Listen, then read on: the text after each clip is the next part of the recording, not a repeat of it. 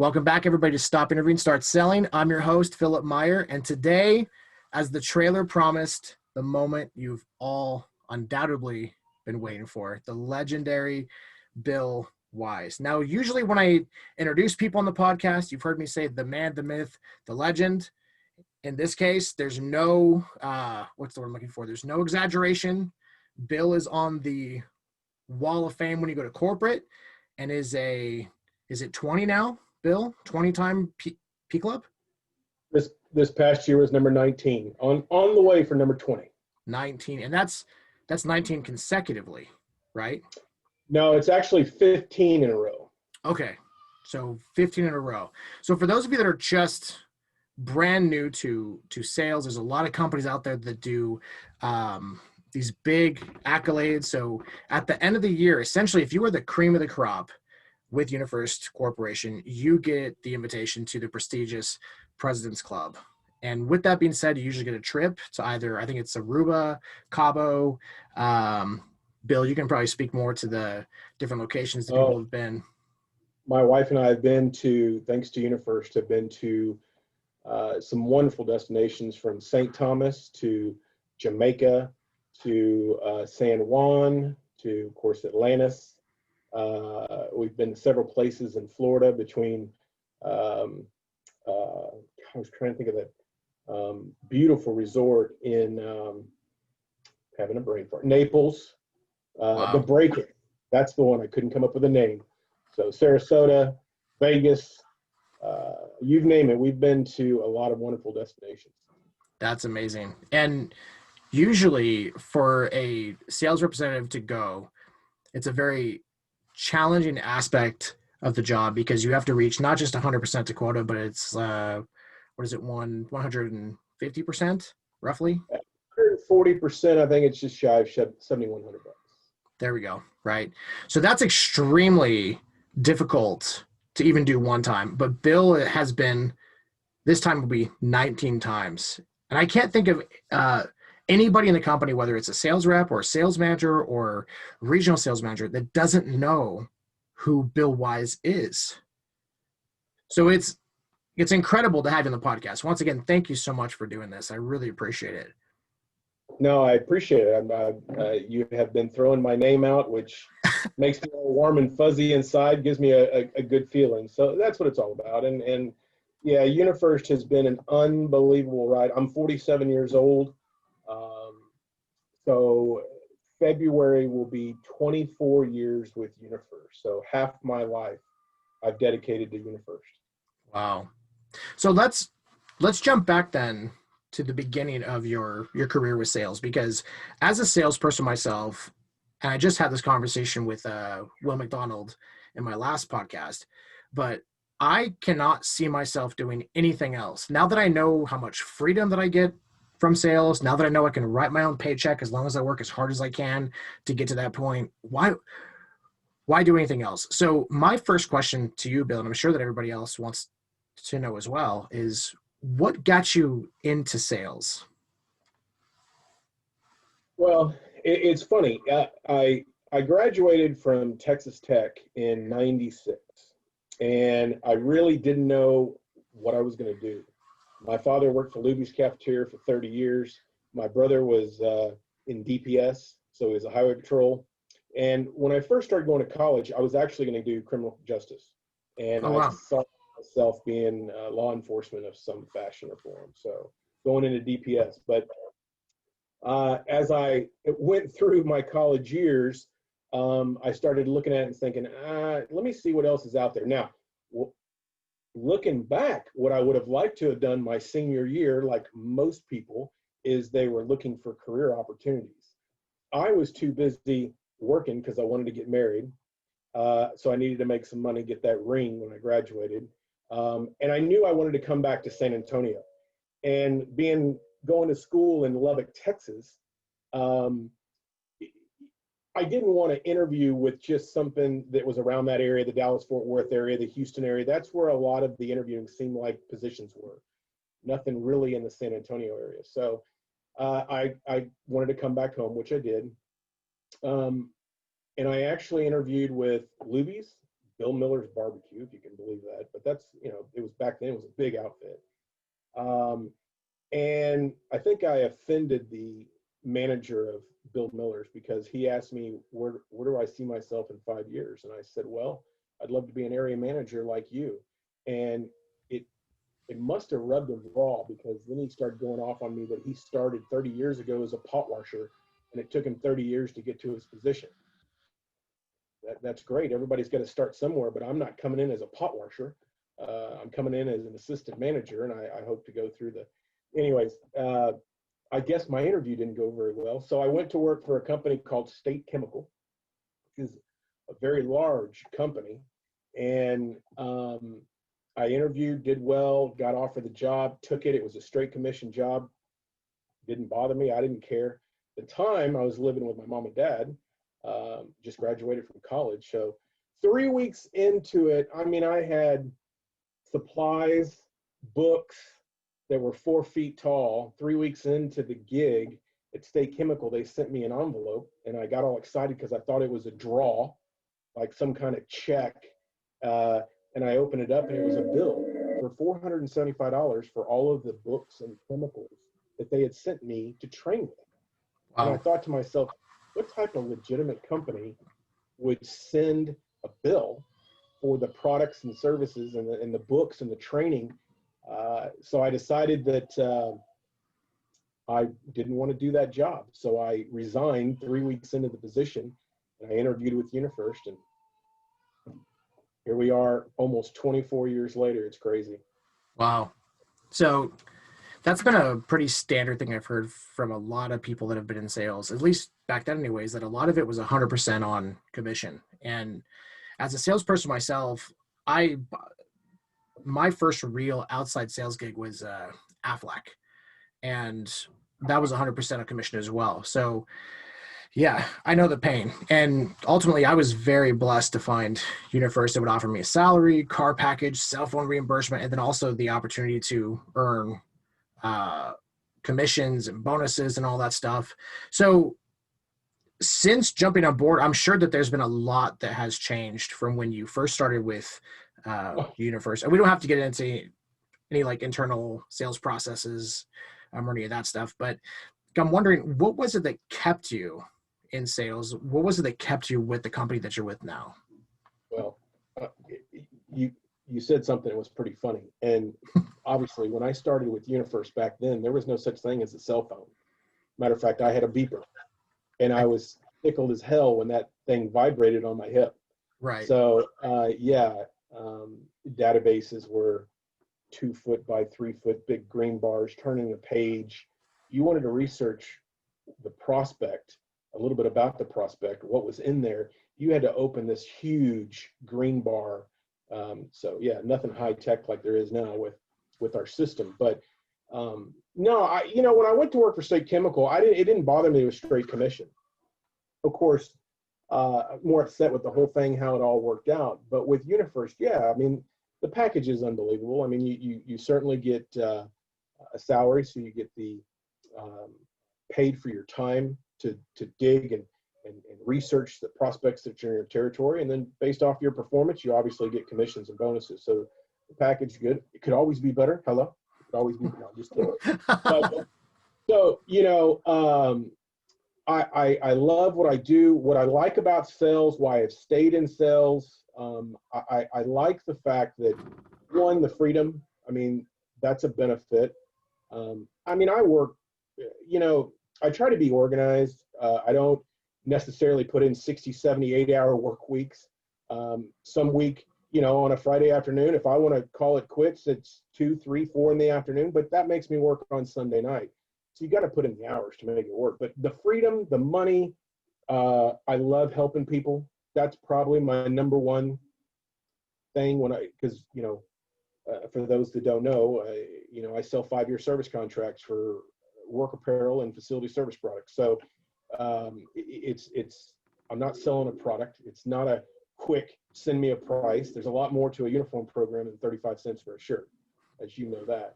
Yeah. So I love helping people. I like to find out what their needs are, what their problems are, presenting solutions that make sense. I love negotiating.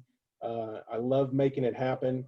Um, More so when all my products that I've set up for an account and they're all ready and they're crisp and clean and ready to rock and roll and go out there and deliver. I just did an install yesterday, and the smile on people's face and the excitement on the logo mats and the facility service products and the soaps, paper, soil, but it just puts a smile on their face, and I walk away happy and move on to the next one. So it's the thrill to kill, and the happiness that I get from helping people. Absolutely. That's that's my biggest thing too, is I like being able to go in and really provide a solution to what people are doing. I think you hit the nail on the head there. So you probably get asked a lot of questions about how do you go to President's Club so many times? How do you get on the Hall of Fame? How do you get that, like, not just the President's Club ring, but the secret Hall of Fame President's Club ring that you're wearing currently? See, there it is, right? But the biggest question I had to you was, I think we kind of touched on this the first time that you and I had talked. I was very interested to hear what your take on this is. What separates a good salesperson from a great salesperson? Ooh. Drive, heart, desire. Um, the world is completely different today than it was when I started in 1997. People, look, everybody wants to get paid for their work, but the question is, do they want to work for their pay? I'll tell you a story. My sales manager, and this kind of, it makes people chuckle, but it's a true story, and it kind of brings home the fact that this is what happens. My sales manager one day said, "Hey, I'd love you to go ride with this new rep and kind of answer questions, show them the way, listen to them, guide them, coach them, whatever." I'm kind of the team lead here in San Antonio. So a lot of times the sales manager, Seth Weiss, how are you? He might ask me to go out in the field and ride with the new rep. And so the night before, I had not heard from the rep. And I finally texted. I said, "Hey, are we on for tomorrow?" And I blocked my whole day, and I didn't hear from this new rep until I had the text, which that right there is kind of a strike one. You would think that if you're pulling the veteran rep out of his territory to go and he's going to be riding, there'd be some kind of plan, some kind of attack my territory. What are we doing? Plans, appointments, etc. Blah blah blah. So when I finally got a hold of the rep, the individual called me, and I said, "What's the agenda? What's on tap for tomorrow?" And I just wanted to, maybe we go out and do some cold calls. I said, "Okay, no appointments, that's fine." I said, "So you want to meet for breakfast in the morning?" And they'd be like, and the rep, I don't want to get specific, but the rep was like, "Yeah, that'd be great." I said, "All right, what time do you want to meet?" And the rep goes, "How about, why don't we do 9 o'clock?" And I thought, okay, strike one, the rep never called me about our day in the field. Strike number two, they want to start their first day with me in the field at 9 a.m. I said, "Why don't we meet at 6 or 6:30? Oh, I said, that way we can chat, have some breakfast, relax, and then we can get in the field at somewhat of a decent time. Well, people in this town really don't start until 9 o'clock. No, they don't. All businesses start at 8 o'clock, and manufacturers are in there a lot less. So those are the kind of things that, in my opinion, you can kind of see reps, whether they're going to last, stay, survive. It's the drive, it's the desire to want to get out, make a difference, make an income for your family. It's just funny. People today are just not, they don't have the same work ethic. That's what it boils down to. Right. That's a funny thing too, because I remember like I've had conversations with not just salespeople, but professionals in general and athletes. I mean, I come from a martial arts background. That's one of the things that a lot of like world champions or state champions, they talk about is work ethic, right? Like having a good solid work ethic in the gym, or whether it's in training, or whether it's in running a business or what have you. And that's something that I've seen as well. And I was very lucky to have a sales manager at the beginning who kind of guided me through that at the very start and said, listen, this is not a 9 to 5 job. This isn't an 8 to 5 job. This is really like a 5 a.m. to whenever you get done job. Because as a salesperson, our position is very hunter. Like if we don't kill, we don't bring new food back to the village, the rest of the village doesn't eat, and then we get sent out of the village. It's a very callous way to look at it, but in my opinion, that's kind of true. So just to confirm what you're saying, sorry? I was just going to say it is. It's funny because when you and I succeed, which means when we sell an account, we actually give people more work. Have you ever thought about that? I haven't thought of it that way. Sales keeps the world rocking, keeps production employed. I mean, the world needs sales. Everybody's got to have some sort of sales. But it's funny because when I go out and sell a big account, that's work for my service team. That's work for my production. That's work from the management team. So, no, it's funny when you think about it, though. Yeah, absolutely. So in other words, what you're saying is that makes a good salesperson a great salesperson is the work ethic. It sounds like preparation is certainly part of that, right? Being Yeah. willing to get up and get things done and just go for it. Yeah, I mean, people ask me all the time, how do you succeed? How do you make P Club every year? Do I have special sauce? No. Do I know my competition? Do I know the UniFirst way? Yes. Lord knows after 23 years, one would think I know what I'm doing. But I feel that I'm not a suit and tie guy. I am not a PowerPoint presenter. I like to get in my truck, and I'm a Texas boy. I tootle down the road, and I get to meet people. I get to find out what's going on, where their pains are, and I think it comes down to personality. Because there might be somebody that works harder than me. There might be somebody that's more tech savvy than me.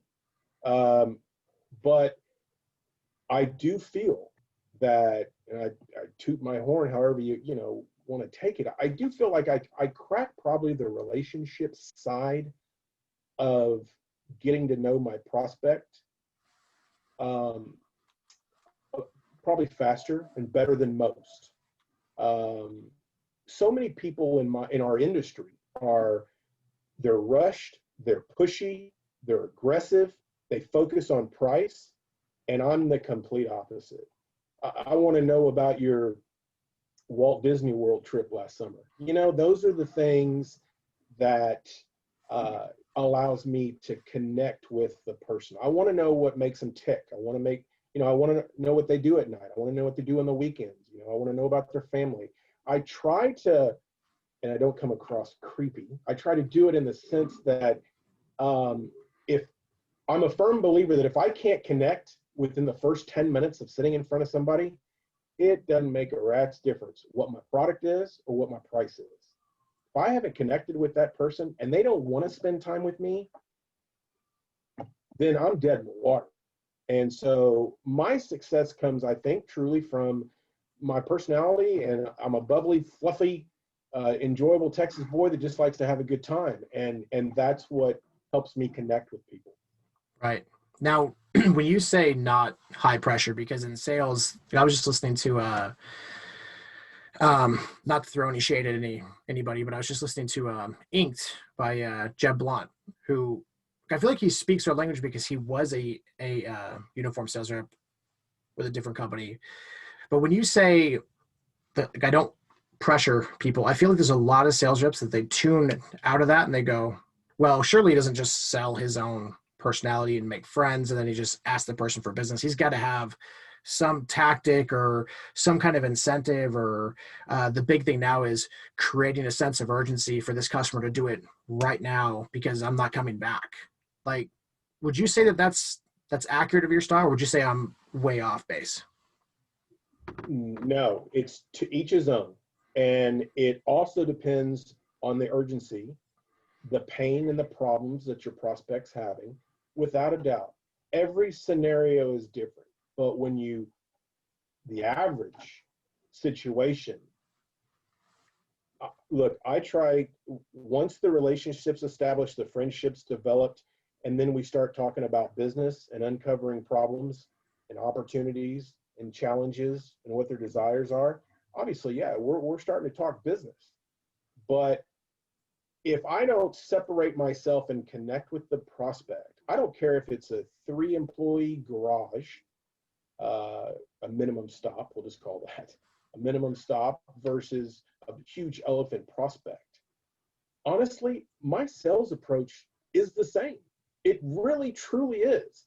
I will talk to my friend, I will talk to the small account, and I will talk to the CEO of a company the exact same. Now, if I have to put my big boy pants on and do my top button and put on a tie, and it's all about credibility presentations about how great UniFirst is, man, I can do that too. The thing is, though, that's not me. That's not who I am. And if that's what the prospect wants, then I might lose that opportunity. But I'll tell you, the majority of the time, because I do ask, just out of curiosity, man, I appreciate you choosing me and choosing UniFirst. Just out of curiosity, what was it that made you? And I'm telling you, 9 times out of 10, they point at me. And they tell me I'm not going to name any names, but they tell me what my competitors say and what they do, how they approached it. But I do want to know. I ask. It's the same thing as if, we all lose opportunities too. Sure. So if I never lost an opportunity, I wouldn't do, just P Club numbers. I would do as much, we would sell forever and a day, and Right. we would all be doing it because it was easy. But I mean, that's the bottom line. I think it boils down to, I went off on a tangent, forgot where I was going, but it all boils down to every different prospect is different.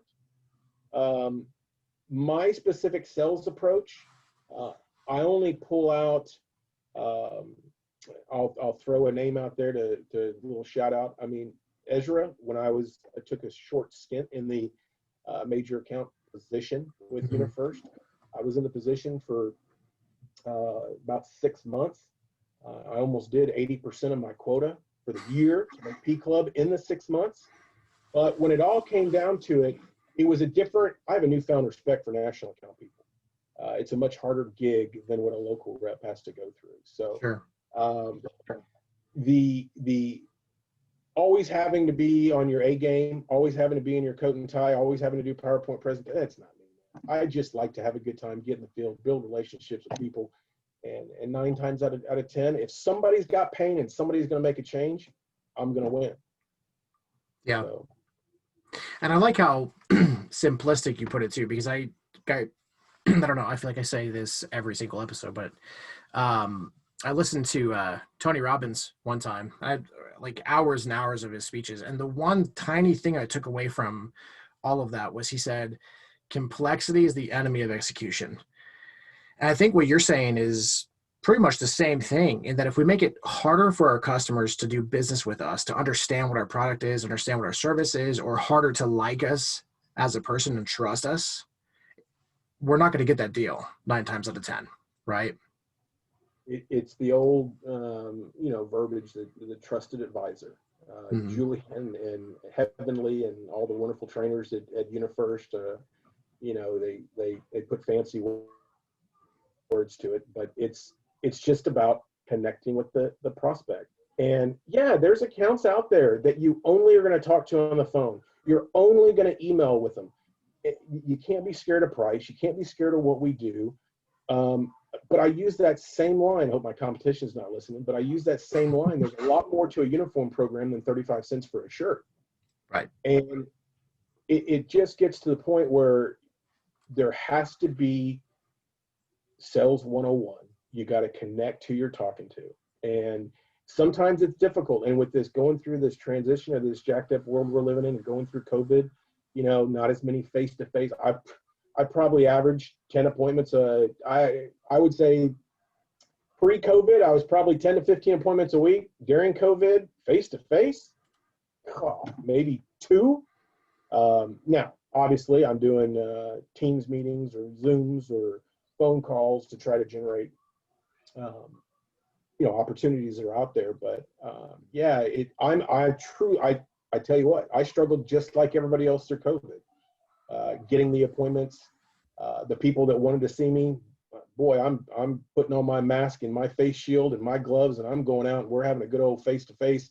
I might be 10 feet away at a round table, but by gosh, we're going to get to know each other. We're going to have a good time, and it's not going to be all about this shirt, this mat, Yeah. So Yeah.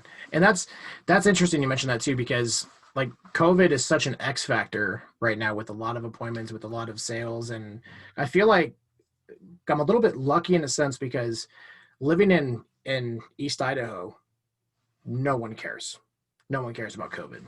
I mean, go walk into every single cold call, every single door, every single CNA with my Universe mask. I'll take it out and go, mask, and they'll go, I'm like, all right. And I'll just walk in like business as usual. Right. But meanwhile, we have reps in New York City who are just struggling because they can't get in front of anybody. Nobody wants to do the Zoom thing. I mean, for whatever reason. And that's a key thing. I think that salespeople, see, I'm doing a tangent thing now too, because that's what us salespeople do. We go on tangents. But I think one thing that I've noticed too, and this is my next question to you, is there's hundreds of thousands, if not millions, of sales training techniques, sales books written by different sales authors. There's some people that tell you when you go into the office, if you see the big bass on the wall, don't talk about it. And then this book says, definitely talk about the bass, right? So there's a lot of conflicting stuff. So what sort of sales tactics did you kind of, what's the best way to ask this question? yeah, In I'll your answer it. Okay, yeah, go for it. I'll answer it. If you're referring to the first 20 minutes of the sales call, Hmm. once again, every opportunity is different. Sure. But I'm speaking from the heart, man. I don't go in with a tactic. Yes, I'm in sales. Yes, I want to sign a contract, service agreement. Sorry. Yeah, I want to get it done. But I am transparent, man. I tell people right up front, whether it's today that I help you, it's next week, it's next month, it's next quarter. One of my biggest accounts I've ever sold, from $4,000 a week. It took me 9 years to get it. I'm not Wow. going anywhere. Now, did I think I'd be selling toilet paper 23 years later? No, I didn't. But I'm not going anywhere. And so I take that approach. Yes, it's rapport. Yes, it's digging for pain. Yes, it's seeing where they're at contractually with their current supplier. Yes, it might be coming back for more digging, for more pain with more managers throughout the facility. And then hopefully one day it's coming back to present solutions that make sense in a package and samples and logos and all that cool stuff. And yes, I'm going to ask for the business. That's Sure. what I do. I ask for business, which is another area I think sales reps a lot of times will fail, is they keep going back and going back, but they never really ask for business. But Sure. I try to really, I mean, honestly, and this is something else like you just said about reading a book. Some managers who are successful have a different approach than me. They might go in on a cold call or even a CNA, and they got everything. They got their garment bag full of stuff. They've got pricing ready to rock and roll on a piece of paper that's a quick quote. That's not me. I go in with my binder and a smile on my face. And all I want to see is what's going on, how I can help. That's really it. What's going on and how I can help. And I'm not, yes, I'm in sales. I've got an agenda. Yes, I want to make, but typically it's not going to happen on the first appointment. And that's the approach I take, where I'm not pushing. I'm not aggressive.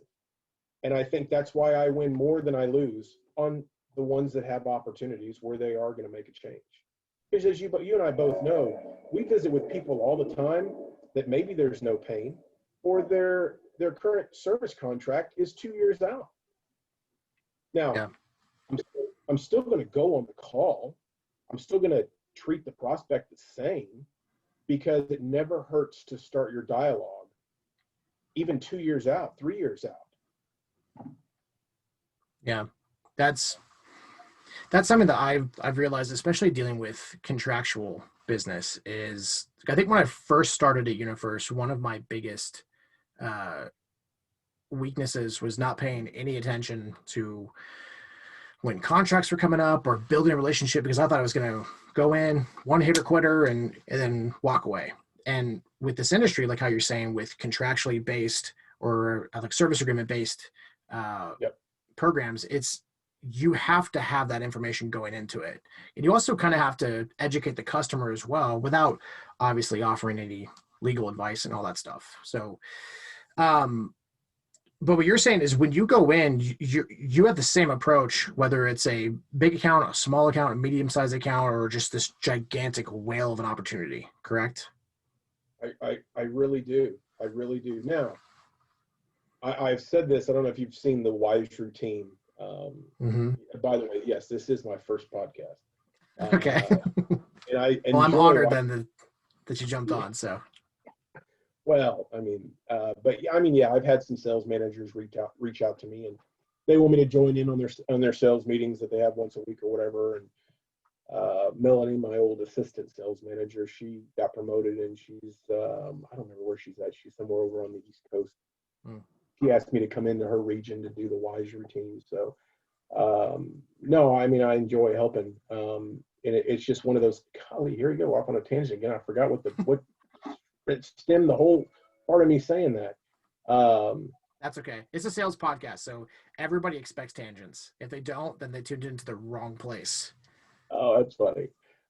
Yeah. So no, I've enjoyed your podcast before. Of course, I watched Julia and Kevin, and happy to join it. So, but yeah, no, I mean, I don't mind helping other locations when they have questions.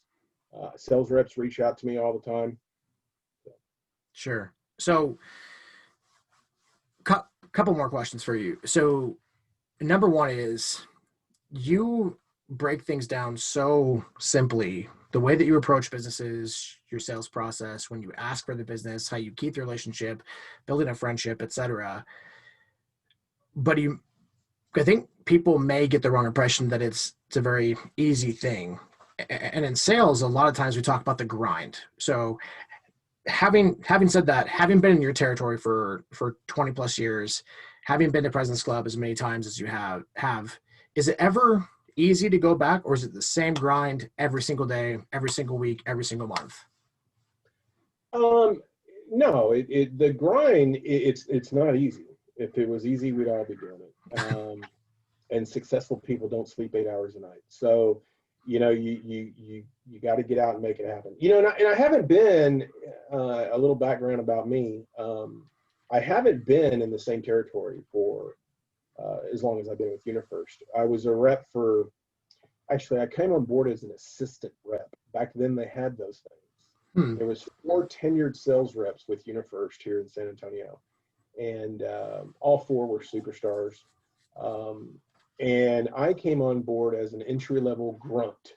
Basically, all I did was create emblem profiles, measured accounts, made phone calls, did cold calls. And I really wanted to be a sponge. I really wanted to learn. And it didn't bother me. I did it for about 4 months. And then a territory opened up on Southside San Antonio, which is mainly Spanish speaking. I wanted the territory. They said, no, we're really looking for somebody that's bilingual. I said, I respect that, but I'll make it happen. Give me a shot. And so they did. And I took over the south side of San Antonio. And I made P Club my first 2 years as a rep. Wow. And then, yeah. And then a lot of times, upper management, when the rep does well, they he needs to be a manager. So then I went ahead and I went ahead and took the sales manager position in San Antonio. I did it for about 2.5 years. Back then, I was a sales manager over 4 locations. I had 15 sales reps, and I reported to 4 different GMs. Wow. So it was very difficult. I was based out of San Antonio. So I was out and about. But there's like Glenn Clarkson down in Uvalde, Texas, who is a rock star. He's been with UniFirst for 40 years. I went up into the hill country with when Tony Cordova was the branch manager. Now Marty's up there, and then of course Laredo. And I had so much fun doing that, and I did it for about 2.5 years. The problem was, for me, was when I was a sales manager, I was 26 years old, I think. I was the youngest on my team, and I was the sales manager. And it was one of those things where I went from being this superstar dude, new with the company, 2 years P Club, and then I don't care if you're a sales rep and you want to play golf on a Friday, go play golf on a Friday, but by gosh, you better have my numbers. It's one of those. And Yeah. I'll go play golf with you on a Friday, but by gosh, we need to be over 100 and something percent to quota before we start. You can't be at 30% to quota and go play golf. It don't work that way. So Right. all of a sudden, I started going down, and I was trying to train, hire, fire, 4 locations. And I decided that the amount of hours, maybe I wasn't the right maybe I wasn't the right person for the position. Maybe it needed somebody to be more of a hard ass or what have you. So I decided that, and my wife's like, hey, you kind of turned into this corporate guy. Your attitude's changed. You either need to change the attitude and make more money, or it's time to do something else. Well, I decided to go back, and I actually truly do love working for UniFirst. And so I went to my GM back then, and of course he was like, hey, if that's what you want to do. And my vice president, Gary Rogers, throw a shout out to him. I've worked with Gary almost all my career.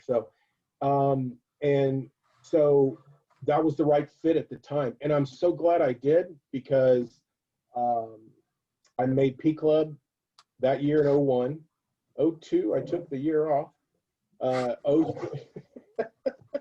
And then I bounced back in 03, and I was the #1 rep in the company. So, so technically, I've been in the same territory since 2002, actually. Wow. So, But yeah, that's a benefit, being in a territory that long. Absolutely. right. Because you find out when all the games are being played, you build a relationship with the customers, they get to see you. I mean, the way that I look at it too is that the average turnover with any sales gig is between 6 months to a year, typically. I think with uniforms it's a little bit longer because you get a little bit more leeway, a lot more training. I truly feel like UniFirst gives the best sales training out of any company that I've been a part of as far as sales goes. So shout out to the sales training team. But it's interesting because really all I have to do is stay on the grind, keep the relationship with these KIs or decision makers, go back in 2 years, 3 years when their contracts are up, they're having issues, price increases, what have you, and then just ask for the business again, because it's such a much easier conversation at that point. Would you agree? Absolutely. I'm a firm believer that you need to be at the right place at the right time to get the sell. If you're not, the prospect better know who the hell you are, so that they'll call you at the right time to be at the right place. I have lived that motto. A buddy of mine, is in sales. He's in medical sales. And I since 2009, I put it on the bottom of the WISE routine. I don't know if you've ever seen the WISE routine, but since 2009, that's kind of been my motto, that sales is about being at the right time at the right place. We've all gotten call-ins, and we get all excited, and we go get it done. But, you have to be prepared. You got to know your 60s, when the agreements are expiring. And it's truly about being at the right place at the right time. And if you're not, the prospect better damn well know who you are, so that they'll call you at the right time to be at the right place, at right place. right place. So that's my, that's what I live by. I try. Yeah, somebody's probably signing a deal right now in my territory. I mean, I'm not naive enough to think that that's not going down right now. Right. I'm just hoping and praying that, I continue to work hard and drive and get out in the field. And, sometimes I don't want to get on the phone. Sometimes I don't want to do emails. Sometimes I just go cold call down the street with my bottle of water and my keys in one hand. I'm just trying to generate business. I was talking to, how can I say this? Because I don't want to throw a lot. It's okay. There's a lot of elite salespeople that work with UniFirst.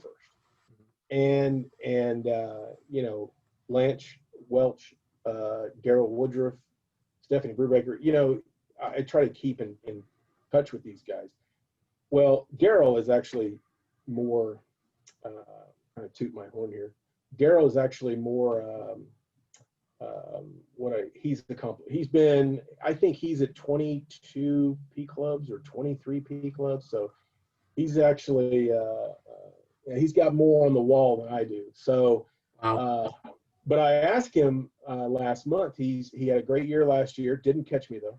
I slapped him. But he started off this year doing well, and it's so funny because he's a tenured rep too. And I asked him. I said, "Hey, so what's going on out in the field?" He goes, "Oh man, he's as country as it comes." And he's just generating business during COVID, knocking on doors for the people that. And that right there is the drive that everybody does this. They're all pointing for excuses. I'm not going to pick up the phone and make 2 more dials. I'm not going to, my last appointment's at 3:00. I'm going home. No, pull over and do 2 more cold calls. It says on the door, don't come in without a mask. Okay, put on a mask and go in. Right. I've walked into doors before that on the door it says no salespeople. Mm-hmm. And I'll walk in the door and says, "Hey, I saw the sign outside, but I got something for you." And people just kind of look and stare at me. I try to just have a good time and good fun. But, it all boils down to being at the right place at the right time and busting your butt and not giving up, go the extra mile. That's what sales is all about, man. Yeah.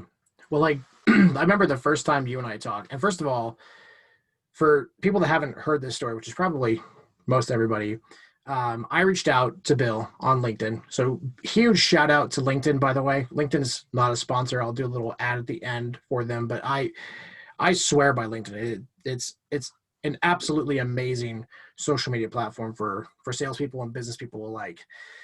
But I reached out to Bill and I just said, "Hey, I really want to get to President's Club. I'm really working hard. I'm in a new territory.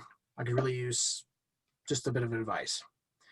Bill sent me his cell phone number, which I was like, "Holy crap, he sent me his cell." Now, don't go and private message Bill and go, "Hey, what's your cell phone number? Let's chat." Don't do that, okay? But no, come on. All right. Bill said it's fine, so there you go. But we talked for a good hour or so. And one of the biggest things that you told me that I really took away from our conversation was you asked, if I was to go through your A prospects, which are the largest prospects, how many of them would know who you were if I asked them? And at that moment, I was like, I don't even think most of my A prospects in my previous territory that was more farmed even knew who I was. And that was a great eye opener to me. And that's ultimately one of the reasons I'm starting off this year so well, is because I think I've really targeted my A accounts just by following that little tiny simple piece of advice. So thank you for that. I really appreciate it. Oh, absolutely. No, it's funny because I will have, like you, a new rep or maybe a tenured rep who I haven't spoke to in a while. They'll reach out just to kind of see if there's some wisdom or something I can throw at them. And one of the things that I hear all the time is, "God, I don't know how you've been in the territory so long." "Man, I've been in my territory and I've called all my A accounts." Whatever. I'm like, hello, because I tell people to play a little game. And the little game is take one of your fellow colleague reps that is at your location with you, and y'all randomly swap 5A accounts from each. And if that rep calls one of your 5As and says, hey, do you know who Philip is from UniFirst Uniforms? And if they turn around and say yes, then you're doing a hell of a job, and keep going. I'd be, including myself, I bet it would happen. Somebody go, no, I don't know who Bill Wise is. But that it will. It'll open your eyes and realize the world's a much bigger place. It really is a much bigger place. Yeah.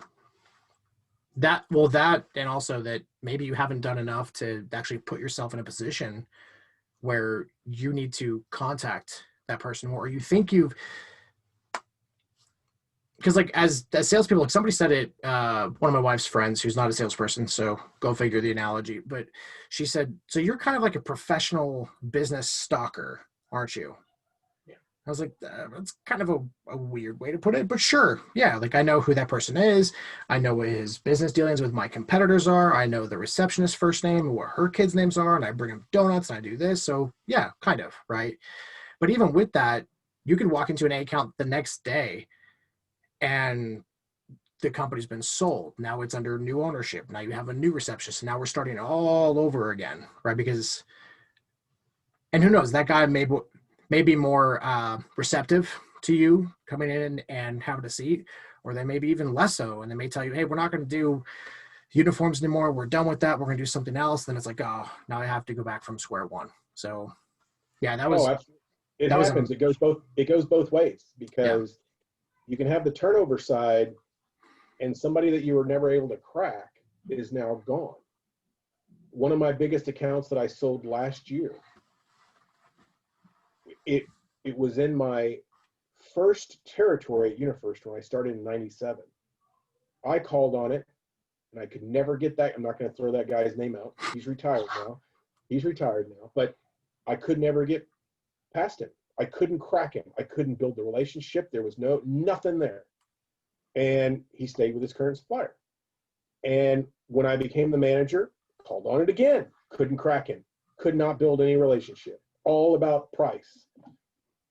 Okay. So then when I stepped down and went into my current territory 18 years later, I had never called on it. It's not in my territory.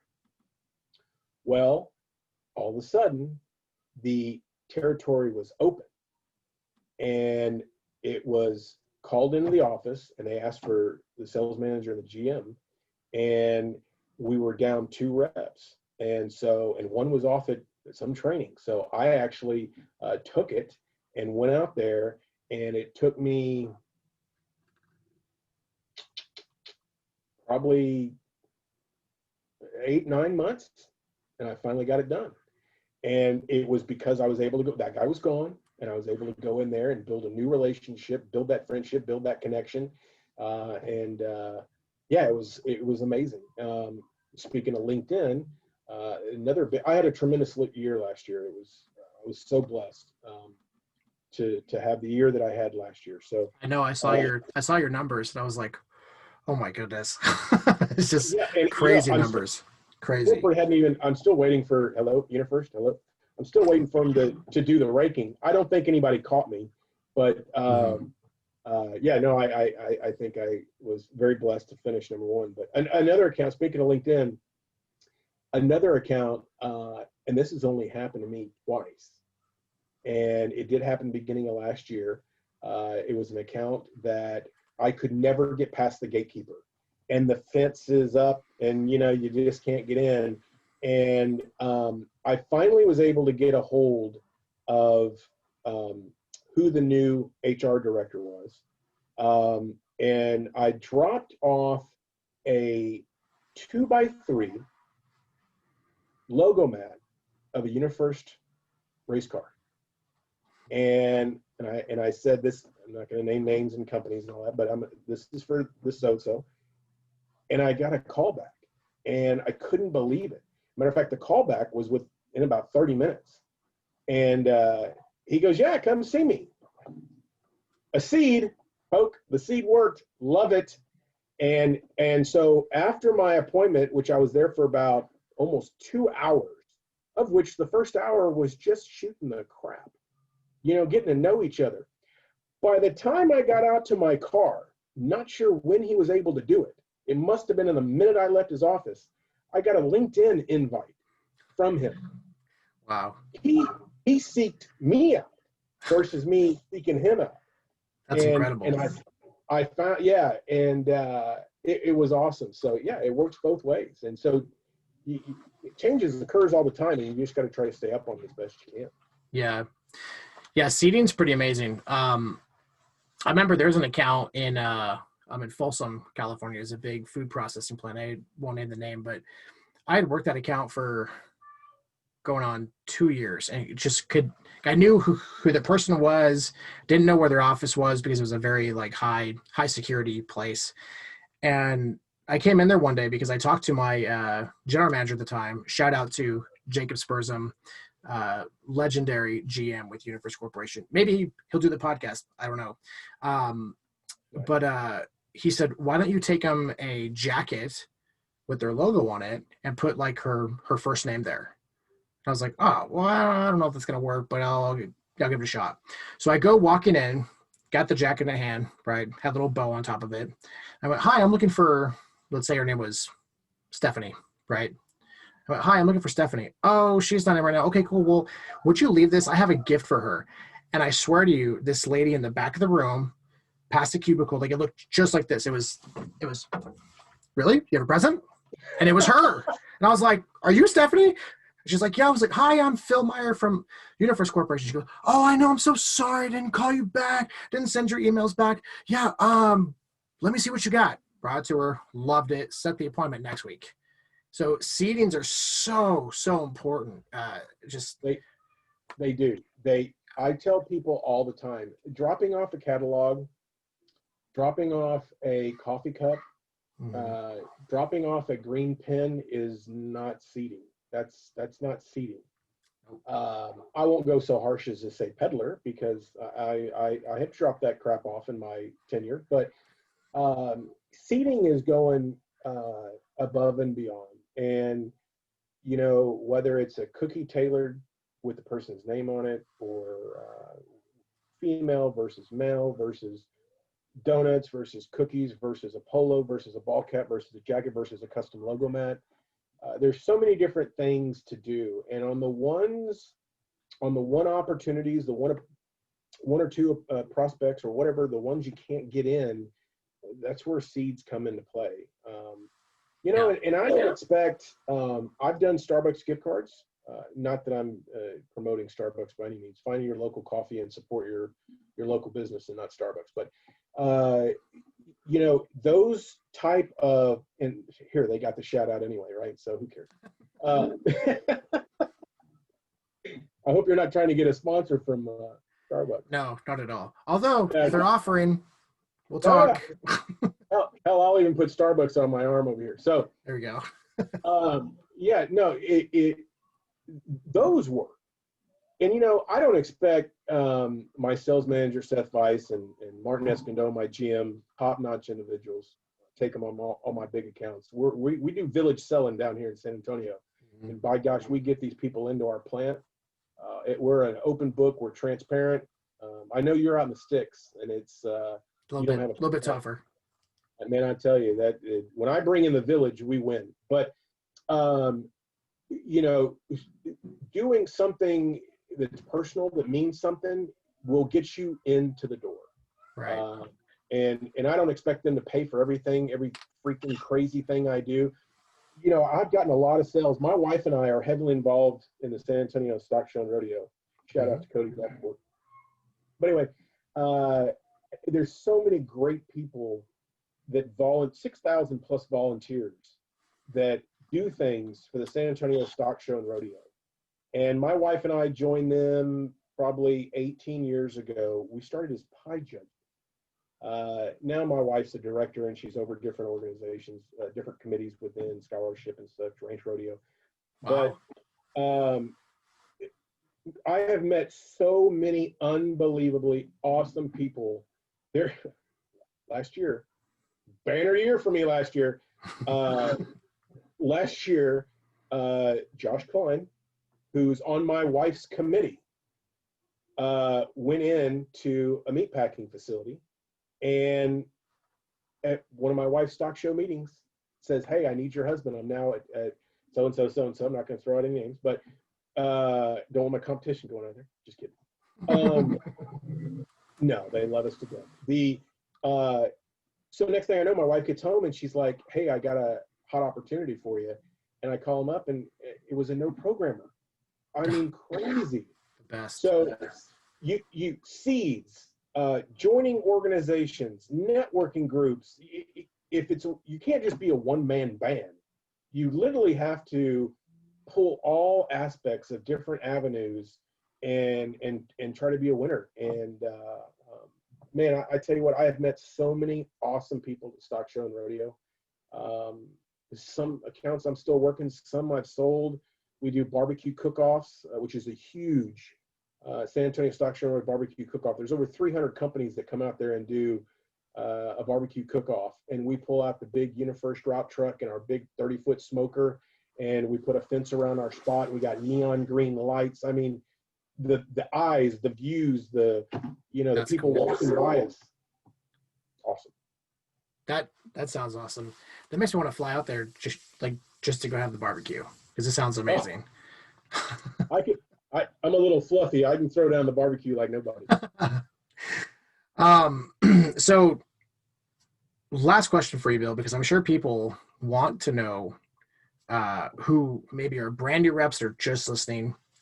Because the reason I ask you this question specifically is because when I was coming up in Sacramento, my first year there, the culture was very different. It was very, if you talked about President's Club, people would just go, whatever, don't worry about it, just worry about sales, right?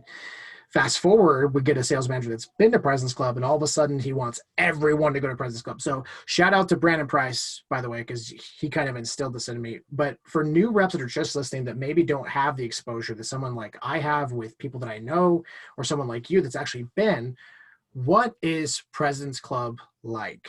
When you get there, you get to this, the letter comes out that says you made it. What does that feel like ultimately? It's first class. Cindy Karate does and her team. Serena, Adam, used to be Tracy. Her team does an unbelievable job of mapping out where the destination is going to be, and it's first class from setting it up to booking everything to when you get there and you're shuttled to the hotel. 9 times out of 10 we stay at the Ritz-Carlton, which is unbelievable. Little fluffy country boy from Texas going to the Ritz-Carlton. Kind of weird. Somebody's opening the door for me. Hey, what's going on? But from the first night is an unbelievable mixer, where you get to meet or get reacquainted, see people you haven't seen. That's what it really, I'll just say it sucks that COVID canceled, and rightfully so. I understand. We should be leaving, November 8th for Peak Club, which was supposed to be at the Alive, I believe, or Live Live, whatever, down in Cancun. Mm-hmm. Anyway, we're going back to, this year's going back to Aruba, where it's at the Ritz-Carlton. But first night's the mixer, drinks, food, entertainment, little speeches from Steve, the executive committee, and then the next day, there might be a paid-for outing, swim with the dolphins, snorkel, zip lining, which almost killed me in Cabo. And so many different things, creative things, team, individual, spa, massages, and then the awards night.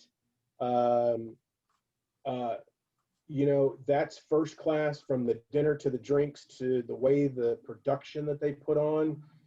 They call your name, you walk in front of it. It's like it's a graduation. It's awesome. And then there's normally like a theme night. We've gone over Halloween one time where we all dressed up in different outfits. That was awesome. Oh, that's My cool. wife, Amy, and I did Ghostbusters. Nice. So yeah, try carrying that on a plane when you're having to put together the Ghostbuster backpack and vacuum hose for the but yeah, theme night. They just go all out, and it's it's typically about 6 days, going, coming, and there's 4 days there. I mean, and it's very rarely in the United States. Normally, it's Mexico or Bahamas or someplace like that. So, yeah, no. If a manager tells the rep, don't worry about that, yeah, have them call me. I'll talk to them and I'll tell them how great it is and if they're missing out. And it's awesome. I'm very spoiled because my wife and I's anniversary is in October. So people ask me Wow. all the time, yeah, people ask me all the time, oh, what are you doing for your wife for your anniversary? And I say, oh, I'm taking her to Cabo. I'm taking her to Atlantis. That's awesome. I'm taking her to St. Thomas. So I've always used UniFirst because I've had a wonderful, blessed career. That I used the UniFirst President's Club trip as a anniversary trip, which is pretty awesome. So yeah, anybody that wants to be in sales, I can't imagine you not wanting to see your name in the lights and not Yeah. wanting to earn the trips and the awards and the yeah, it's awesome. It's awesome. That's amazing.